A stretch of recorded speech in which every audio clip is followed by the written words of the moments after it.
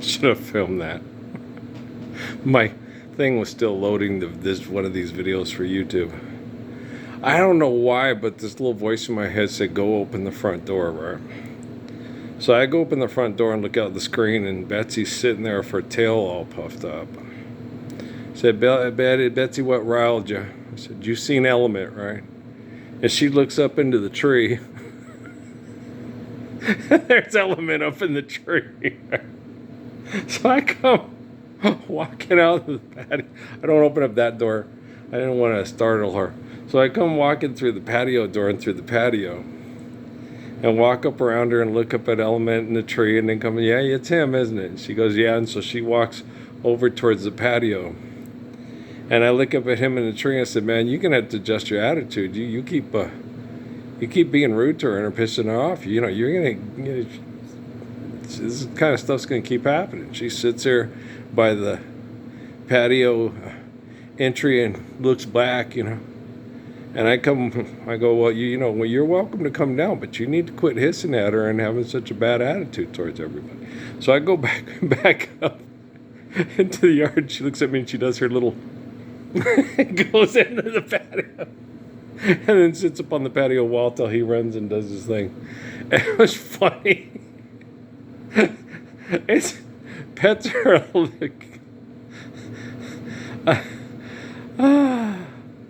they're hilarious. Oh my God, cats are funny. She had me laughing. He was up there all wide-eyed up in there. He didn't hiss at me. I said, "Man, you're going to have to, get a better attitude or she's going to keep doing this. You keep mitting her mad. She's got her all riled up. Her tail was all raccooned up, He was up in the tree looking down like, "You need to quit hissing at her and yelling at her. She don't do this to Butters. She does it to you, She goes looking for Butters and then tries to be buddies, but you, she beats you up or trees you. Yeah, she lets you have it."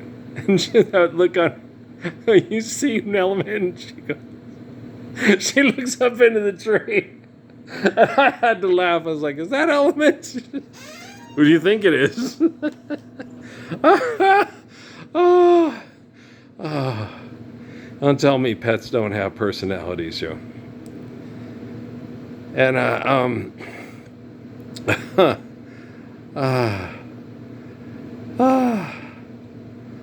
oh boy, they're funny.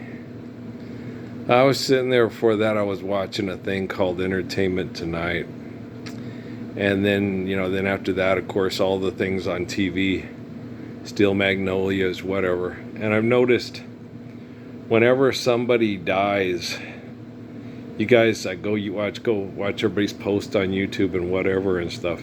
You guys cash in on it immediately. Ching. When I talk about it, it's for us to live the Lord's Prayer.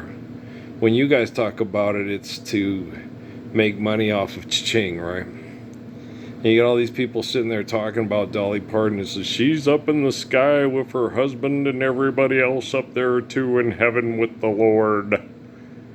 And she's at peace now. Okay, how many people have died? We're still not living the Lord's Prayer. And how many people are still getting killed over competition over money? And you dumbasses keep saying, "Well, they're in a better place now and they're living peace." Okay? So,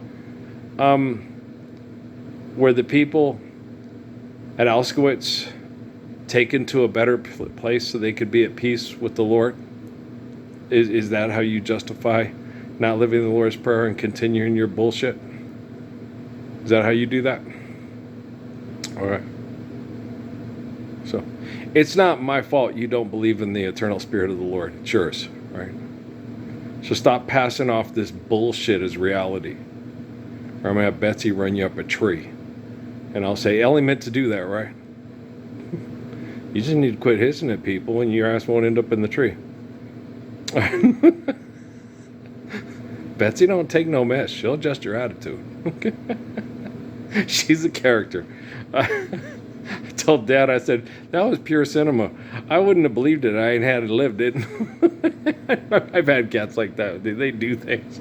Like, when you're Czar fucking Parsons. You go adjust that cat's attitude. And he did it. No, my pets, when I talk to my pets, I get better responses out of Zeke and Sly and not Pebbles. No. When I let Pebbles back in here, Sly sat up on the couch on the arm next to me and glared at me for like 5 minutes like, you know what you've just done? We had the perfect bachelor pad and you let that bitch back in. You ruined our carefree bachelor days are, in fact, we all are doomed. That's what he said to me. I had to eventually throw her back out, and then I ended up putting her in the cat room. When I tried to let her back in, I brought her in, set down the cat box and the food and the thing, said, you're going to have to use all this or I'm going to put you out. She looked at me and went right back to the door and went right back out on the patio. So I ain't following your fucking rules. I'll do whatever I damn well please. That's what Pebbles did. Then she got miserable, and I picked her up, and I put her in the cat room. And Dad sat there and told me, I wish she hadn't have put her in the cat room. She makes everybody else miserable, and no one wants to come in there. I said, yeah, I know. I told him, Dad, don't worry about it. She ain't got much time left. But she was so horrible that I had to go every day and get newspapers and put them all into the cat box because she refused to use the cat box. She tried to shit and pee all over the terracotta to mark her territory before she died. I was like, God damn, like all of you. Put up your statues, put up your buildings, leave money for your charities. Don't take 1 New York minute to stand up for Jesus's commands he gave you at Calvary. Make sure that you get stuff done on your face so that shallow young bitch you're trying to date doesn't judge your physical appearance and doesn't want to have sex with you, right? It's fucking horrible, isn't it? Rest in peace, right? It's horrible, isn't it? I hear tell that you're concerned about my happiness, but all that concern is just conscience, I guess. While you and your friends are having fun, I'm having lots of you doing your thing. I'm having lots of fun, counting flowers on the wall. That don't bother me at all. Playing solitaire till dawn with a deck of 51. Smoking cigarettes and watching Captain Kangaroo. Now don't tell me I've nothing to do. Remember Mr. Moose and Mr. Rabbit and Mr. Green Jeans? I used to watch that when I was a kid. I was always tell the captain, don't do that way. Mr. Rabbit is going to drop the ping pong balls on your head. You know he's going to do that. Because I was a smart kid. No, you don't. No. He's going to drop ping pong balls on your head. They always do. Captain Kangaroo, what is wrong with you? You guys don't do that. Mr. Rabbit and they're gonna drop ping pong balls on your head. You know that's gonna happen. Don't get it. Don't go down that rabbit hole. Don't you do it. Like Bill Cosby with Tonto. Tonto, no go to town.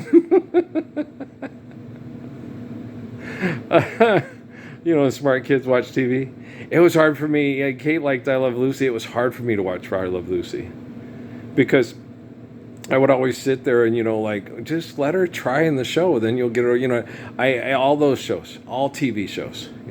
Like I was with Aladdin. Just free the genie. The movie's got to go on for another 30 minutes. Wouldn't it be better if you just okay? You know me. Just do that. There you go. Problem solved. Okay. And I usually figure it out. Like, no, if you just do this, son of a bitch. Live the Lord's Prayer. It's not time yet. You're right. It's not time. The time to do it was day 1, year 1. Okay? It's never time for you. It's always the right time for the Messiah. That's why I'm the Messiah and you're not. That's why you always refer to yourself as God and refer to God as a possessive pronoun or a first person, and not as omniscient, omnipotent essence of existence that provides the natural laws for us to love one another and eternally and wholly faithful covenants. So we wake up in peace and we rest in peace every day because we live in heaven here on earth. So, don't tell me what to do. I'll tell you what to do. And if you don't listen, I am correcting your invention to use perfect language to give us the commands of the Messiah at Calvary globally Any day now, I will hear. I like Jack Jackson too. But, I was telling Dad about that earlier. I said, I can't say things like, I don't care about you. I do care. I care about your feelings, okay? And I care about your existence, okay? I care about everybody, and I care about their feelings. I cannot be concerned with your selfishness, because your selfishness is sin. Do you understand? Okay. I am not concerned with your sin. Okay. I care about people. I care about children, and I care about families. And living the applied physics of the Lord's Prayer in the way I explain it, okay, is absolute freedom. And when you understand this, from delusions of power and authority and success through human invention trying to replace the natural laws given to us by the truth of creation, omniscient, omnipotent God, right? And I am not God. I am the gracious good shepherd. I am the messenger of immaculate, perfect faith in God, so we can obey those natural laws to eternally love one another through holy covenants. So all of us can, when we do right, rest in peace every day. And when, like at the book of Malachi, we finally, okay, are ashes to ashes, dust to dust, our children, like it says in the book of Malachi, will continue to live this faith through loving one another faithfully until the end of time. And I am the source of that Father, the Spirit of that Father that provided that faith for Malachi and his women and children. And if you don't believe that, you can call yourself God all you want. It ain't going to do you a damn bit of good. Mean old Levy taught you to weep and moan, right? Those cats are right, though. They're funny. I like cats. They're cute. I'm watching this old emergency one with when Gage decides to become a paramedic with DeSoto, and one had them 12s on it and stuff. All this training to help people survive doing stupid shit, because we're still doing stupid shit because all the shit we do is illegit and it needs to quit. But no, let's just train them to take them, repair them, and send them back to work, and then take their bodies apart, put them back together. I'm certain that by now, people that work in hospitals, it's more than by now, that lady that addressed Congress about cancer that just got swept under the rug, that said basically, it's just a big industry to make money off people's sickness, is basically what she was saying. She didn't say it out loud, but it pretty much was pretty much known, which, Josh and elders sitting there, saying that they should legalize drugs so people could take them if they want to kill themselves, and that would stop young black men from killing each other to sell them. But it wasn't going to give us the deliverance of evil from the Lord's Prayer. Just like that lady, she offered up that we have to stop doing that, but she didn't offer any solutions to stop the problem. Okay, so you give a woman a problem and she tries to find a solution to the problem. But if you don't have a man to stand up for the woman, okay, and the children, you're still going to have the problem. That's why my mom told me when I was a kid, Earl, you can't do this. They'll kill you. And you're the best man that any of, that men have to offer. Better than Rooster Cogburn? Yes, better than Rooster Cogburn. And if this girl can't admit that I'm better than Rooster Cogburn, then she's nothing like Katharine Hepburn, right? You're a complete credit to the entire male race. Remember that? Okay. Well, thank you, ma'am. And I'm nobody's sheriff. Sheriff John Brown always hated me. For what? I don't know. Every time I plant a seed, he say kill it before it grow. He say kill them before they grow. They didn't. They took my first two and they plugged them into computers, or so they said to me, in Sierra Vista, Arizona, and people think I'm crazy. I want not to believe it, but it feels more true than just about any pain I've ever felt in my life. Can you imagine being such a perfect father that all the selfish people that wanted to make money off of doing philanthropy and propaganda like this on TV took your two oldest boys and plugged them into computers to try to maintain an environment where they could continue genocidal tribal warfare over economics and have people that were strong enough and good enough plugged into the computers to keep them safe from the Chinese and Japanese and the Indians that did the same thing to their eternal, faithful, wise fathers taught by their fathers to be the faithful ones, right? You guys have no idea what it's like to be the spirit of King David. No idea whatsoever. You have no idea how hard it is. You have no idea how hard it is to keep loving you and forgiving you after all the horrible things you do to me and my spirits of my wives, my daughters, and my sons. What you did to Patrick when he had to come and try to help me protect Natalie because of the age discrepancy between the two spirits of people that had been man and wife for a lot, from the Iberian Peninsula up to Germany, for I don't know how long. I can't really tell you. I feel feelings, but I try my best to just keep the pace and keep the quiet because they used technology to trace the signals to try to hunt down and kill us off the face of the planet. And obviously when it got to Herschel Steinschneider's time, they didn't kill her.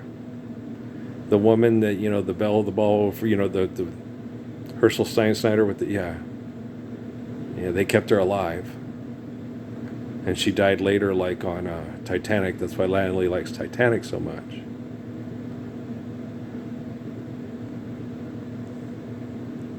And then when the lives came and went, and the devil kept them apart, when the spirit of Kate Winslet's character was born, the spirit of Jack's character was 32 years old and walking around a parking lot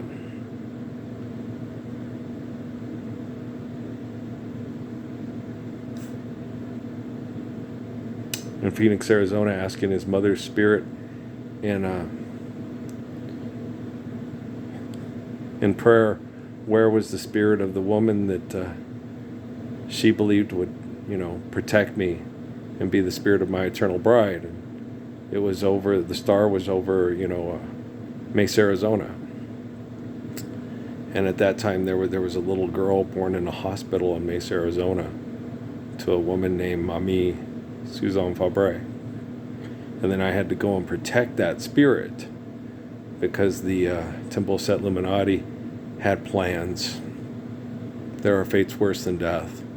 Like listening to Michael Aquino and Antoine LaVey talk about their plans and watching them and listening to them and feeling them execute their plans. Satan will always be here, even if she comes in the form of a beautiful woman. Yeah, you guys think I look like Antoine LaVey? What do you look like to me?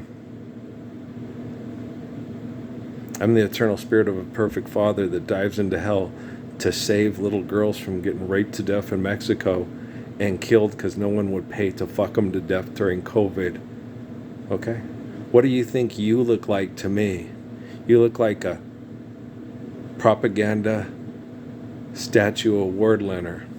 All the big fools in town got together. Every hopeless, loving heart, they say it was there. Right? And they said no one else could even come close to you for the torch that you carry for the devil, for Lucifer, right? And they made you the big fool of the year, right? Some people, when they realize they're wrong in spirit, especially women, they don't want to keep on living in this hell. And if they're not strong enough to stand up for the Prince of Peace and the kingdom of heaven, they'd just rather die and have everybody tell them, well, they're at peace now. And Daddy sang bass, Mama sang tenor, and me and baby brother would join right in there. In the sky, Lord. Don't call people with spy equipment for economics that's not letting us use the equipment to share the truth of the Lord's Prayer globally. God. Okay. When they kicked me off of Facebook, that was one of the best things for me trying to sleep and get rest and not have my head and go nuts, wacko. One of the best things that ever happened to me was when they didn't let me back on Facebook, or so I thought, and that wasn't the case.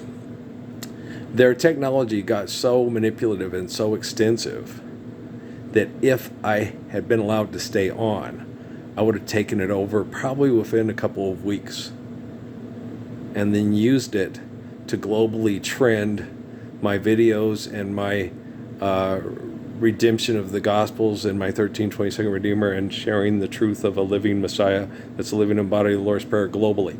Okay? The technology at YouTube is not as manipulative or extensive. It's just merely a mechanism for philanthropy. Okay?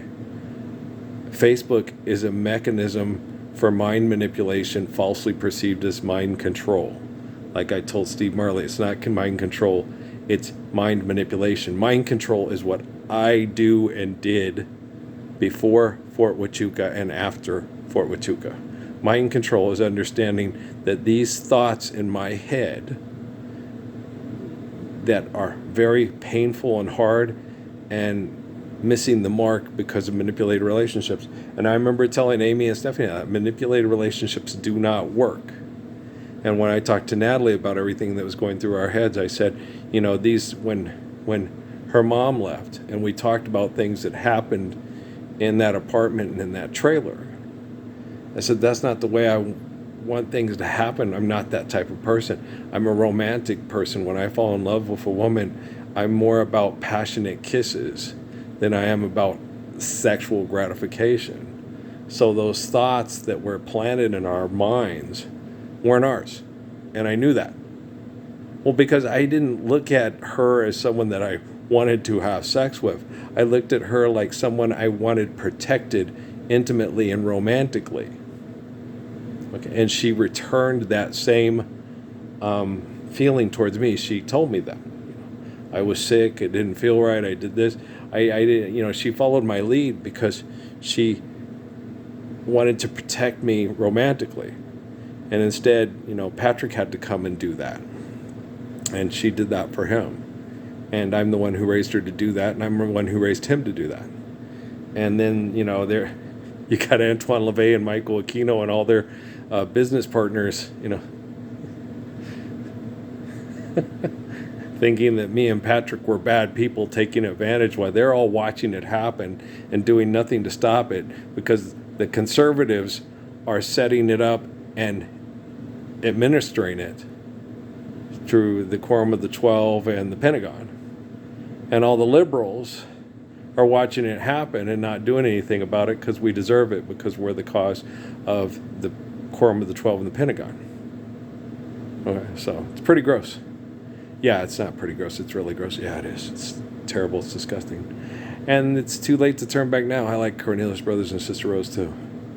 The best thing you can do is get up and go to, do your best, Jim Neighbors, on Christmas morn, which is in your time, July 19th, 1966. Go tell it on the mountain that Earl Christ is born. Remember I told the lady, Terrence Diaz Jr., you're not Jesus Christ. No, I'm Ralph Earl Parsons Jr. My mom and dad named me Ralph Earl Parsons Jr. I'm Ralph Earl Parsons Jr. Christ. And Terrence was down in there and he laughed. He goes, you like that with everybody? I go, yeah, I've been Ralph Earl Parsons Jr. my whole life. My mother-in-law, Patricia Henry, she goes, Ralph Earl, you're a double barfer. I said, you bet, Mom, I'm a porcelain god. There's more people every night getting drunk, praying and crying out to me than having sex yelling, oh God. And she's like, I've been this way my whole life, Ralph Earl Parsons Jr. You can hear the NASCARs revving up at the family reunion.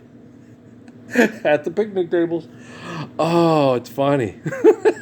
It's just, you're better than Eminem. I know. Been this way my whole life. Okay.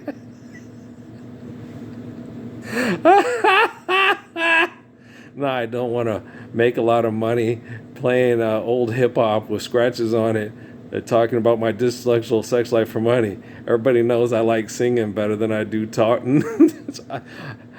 I enjoy talking to people when it's like talking about the Gospels, but it's more fun to enjoy the Gospels and then open your mouth and make a joyful noise, Go tell it on the mountain that Jesus Christ is born on Christmas morn. Yeah, I was listening. That's a good one. Amy bought that at the Walgreens there in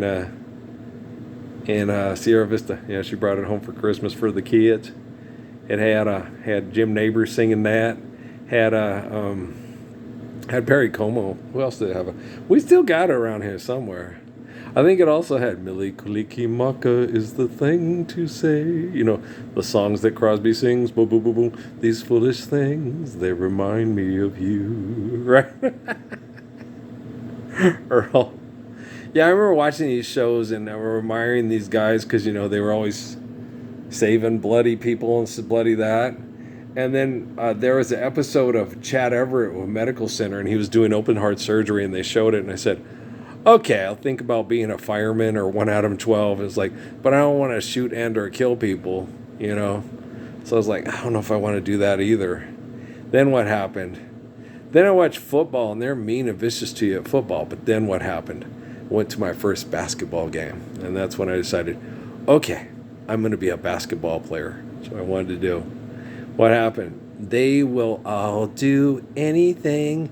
They will do anything to get that top draft pick, and they'll do anything to win. Anything. And me? No, I won't. And I would tell the coaches that all the time. I ain't going to hurt nobody, and I don't even care. I don't care if the rules, and this I can say that. I don't care if the rules say I can do something to win. If it's uncouth, and it hurts somebody and can hurt somebody for the rest of their life to win a goddamn battle game for your fucking money, I ain't gonna do it. I'll win my way, or I won't do it at all. Yeah. I chewed it up and spat it out. I took the blows, the record shows, I took the blows and did it my way. That's the one that Paul Anka wrote for Frank Sinatra, right? Yeah. I chewed it up and spit it out. Yeah, I went into the very bowels of hell and cleaned it up and did it my way. Yeah. Oh, Jesus gave me choices. Yeah, he did. When we first got there and they all started coming and exposing themselves to me and challenging me, and Jesus, about the home invading and the sexual manipulation through Michael Aquino and Antoine LaVey, Jesus would keep asking me, and after, Mark told me with the lady, with the women being, and them being, tagged by the stuff and then raped at the brothels and bagged, for the oil economies and all the horrible things they do after they use them up. And they don't want to turn them loose on society, because then the story will come back that most of these women serial killers were invented in the brothels of Mexico and stuff. And so, it's just cleaning up the mess. It's just sins justifies the means. They have bad brain activity anyway. And I was like, they have bad brain activity because past, present, and future operate at the same time, and they know they're going to get raped to death in a fucking brothel. And the men have bad brain activity because, if you don't, it's like the kids in lockup. If I don't do it, somebody else is going to do it, Mr. Parsons. That's bullshit. That's saying if you don't rape Zeke, somebody else is going to do it. You don't have to rape the dog, you fucking moron. Especially if they say, hey, the only way to get money is to rape the dog, rape the little girl, and then kill her for the oil companies, and then go get more and tag her like she's a dog at the Humane Society, and lots of people in New Mexico will make money off of it. Yeah, and get freebies at the abortion clinic. So it's like, it's horrible. And when he told me, are you ready for this? At first, it was real hard for me, and he'd tell me, Jesus would go, okay, are you ready for the next step? No. I could not handle it emotionally, psychologically, especially with the things that had happened to Amy and how they were affecting Natalie and how it affected the other kids. He would ask me if I was ready for it, and I couldn't. I would get too violent, and I would have gone all more John Wick and more Steven Seagal and more Chuck Norris than any of those assholes could ever imagine, because I was in my 40s and I still wasn't legally poisoned into, fragile physical conditions through the jealousy of the Pentagon, the Supreme Court, or I won't say jealousy, through the ineptitude of their selfishness. Let's put it that way. I took the blows and did it my way, and so I told them no, I couldn't handle it. No, I would have, I would have physically, that thing. I was able because I didn't know. I only knew what I needed to know, and not what I could and couldn't handle when those kids punched me in the face at the parking lot. If I'd have known, I'd have broken his fucking cheekbone, broke his knee in half, sat there and looked up into the surveillance equipment up in the light poles and said, I'm coming for you fuckers next. Natalie, go home to your mother. I think you'll be okay. They'll just have you interviewed on TV. I don't know what happened to him, but boy, he started going through. And when he went through Fort Huachuca, they wouldn't have reported that I went through Fort Huachuca and killed half those child molesting, mind raping murderers. They wouldn't have said a damn thing. It's classified information. You wouldn't even known it would happen. Would have gone off to Mexico and killed all the people in the drug cartels, and then they would have tried to restock, and I'd have killed them too. And what would happen? We'd be living the most horrible, disgusting Fight Club conditions that the world could possibly come up with, because it would have been a manipulated perception of a relationship, and it wouldn't work. Why do you think I'm the gracious good shepherd and you're the jerks picking out a very special thermos for Bernadette Peters? Okay. Murder, only murderers in the building, right? Yes. I'm tired, man. I'm tired of all your bullshit, your magical thinking bullshit. I'm completely, just utterly fed up with it. So much so, I'm going to ask Betsy to tree you. I only meant to do that, I know. Life's eternal and grace is infinite. Don't sit around feeling sorry for yourself. You used to cry. Well, now you hold your head up high and you'll survive. Don't survive, okay? Stand up for the perfect faith of the perfect Father. Stop surviving and start living. Start loving, okay? The only thing that can save you from surviving is faithful love. If you want to keep surviving until I fix the technology and spread the truth of faithful love globally, that's your decision. But like the two Hobbit guys, how can that be your decision, you old tree herders? What happens when British aristocrats try to teach people the Gospels through Roman Machiavellianism? They make movies about fantasy and warlocks. No, that's what male witches are called, warlocks. I thought they were called wizards, Harry. Oh, they had it wrong on Benny Hill? Apparently. Did they have a knobby knee contest? Yes, some of them wear falsies. Go on your couch and cut all your money. You know what you are? You're supercalifragilisticexpialidocious. I'm going to touch your nipples. Be 50 cents to park. I was watching Summer School. It was a bad movie. Oh, it was really bad. Okay, guys, I love you. I think I might go, hey, there's Pete and Jim. See Pete and Jim? They're on emergency. Pete and Jim, they're cross-moginating on the TV shows there. Cross-moginating. Okay, guys, I love you. I'm probably going to go outside and get my exercise on in the barn. I really, really care. Sun is shining. No, it's cooled off. So I'm going to go do that. At any time you can show up and start acknowledging this YouTube and sharing it. You have my permission. If you believe in me as the Messiah, please do so. If you do not believe in me as Messiah, please continue doing what you're doing and allow me to take control of quantum computing globally and save your children from your sin. So you can do whatever you want to do, wherever. It's up to you. You think I'm an egomaniac? You're entitled to your opinion. Egomaniacs believe their money and their technology is going to save them from their sin. Gracious good shepherds, no, for a fact that ain't true. The only thing that's going to save you from your sin is standing with a living Messiah for the perfection of the commands of his eternal faithful love. Forgive that trespass, love all eternal faithful peace. Doop-dop diddly-doo. Okay, love you too. All right, peace out.